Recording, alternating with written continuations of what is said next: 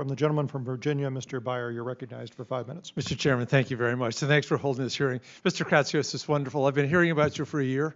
I feel like presence of a Renaissance man with a Princeton degree in politics and a certificate in Hellenic studies. I'd end up as OSTP chief. So thanks so much for being here. I noticed my colleague George Whiteside's brought up the existential risk of artificial superintelligence before. So I won't dive deep into that, although I do want to point out that what's theoretical today could be real tomorrow. Craig Mundy, whom I'm sure you know, who's head of research at Microsoft, talked about how when we create machines that learn, then we get out of the way. As long as you're building it and it can learn. Whereas others have written, artificial superintelligence is grown, not crafted. When even our very best computer scientists don't exactly know how the neural networks are working, we don't know where it's ultimately going to go. And when some of the very best computer science theorists in the world are worried, we should be anxious too. But let me move to the different thing. You know, we have this absence of meaningful AI legislation. I'm sitting next to the wonderful chair of our AI task force. Chairman Obernolte and Vice Chair Ted Lieu did a terrific job last year putting together literally 270 pages, which I'm sure you've read, but 80 fully bipartisan pieces of legislation. So far, one has passed, the Take It Down Act. We're in this vast wasteland of nothing happening. I know you've already been a leader on this. Your Wikipedia page says, quote, "You're responsible for developing a set of regulatory principles to govern AI development in the private sector." Otherwise, you led the U.S. efforts at the OECD to develop the OECD recommendations for AI.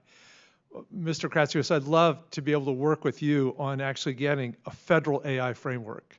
And that's a plea and an offer.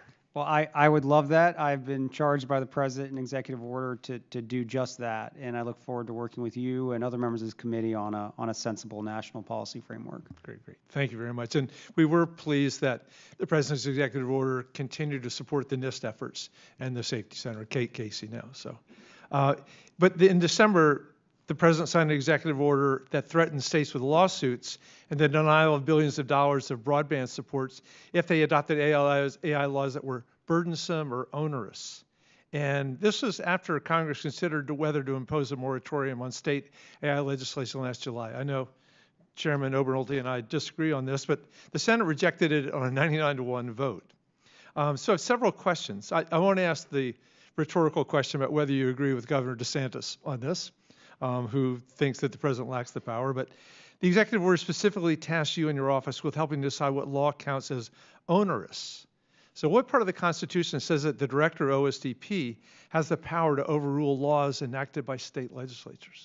So as a director, I'm not actually responsible for that. The Secretary of Commerce is in consultation with me. So I look forward to hearing from the Secretary as he works through the collection of those laws.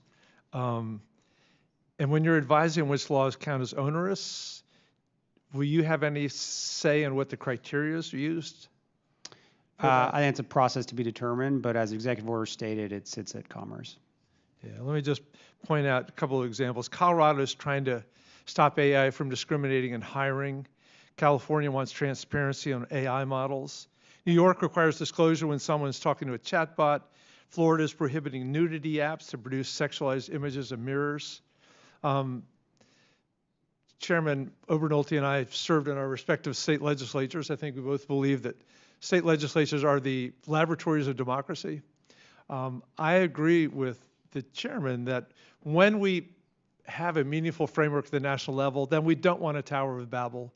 We don't want chaos at the state levels. But while it's 1 for 80, I think it's really inappropriate to hamstring the states who may be teaching us the best way to have meaningful legislation. And in my 38 seconds, I'd welcome any thoughts you have. Well, no, I think at the end of the executive order, the president makes clear that we should be working with Congress on a legislative proposal on this particular issue, and he also specifically calls out that we should not preempt otherwise lawful state laws that relate to certain topics, including child safety, AI compute and data center infrastructure, and also the state government procurement of AI. So there are certainly things that are specifically called out in the EO, and as we work through this legislative process, I think there'll be more we can work on together. Great. Thank you very much. And I yield back. Thank you. The gentleman yields back. That concludes our round of questioning. I would like to thank you, Director Kratsios, for your valuable testimony today, and thank all of our members for their thoughtful questions. This has been a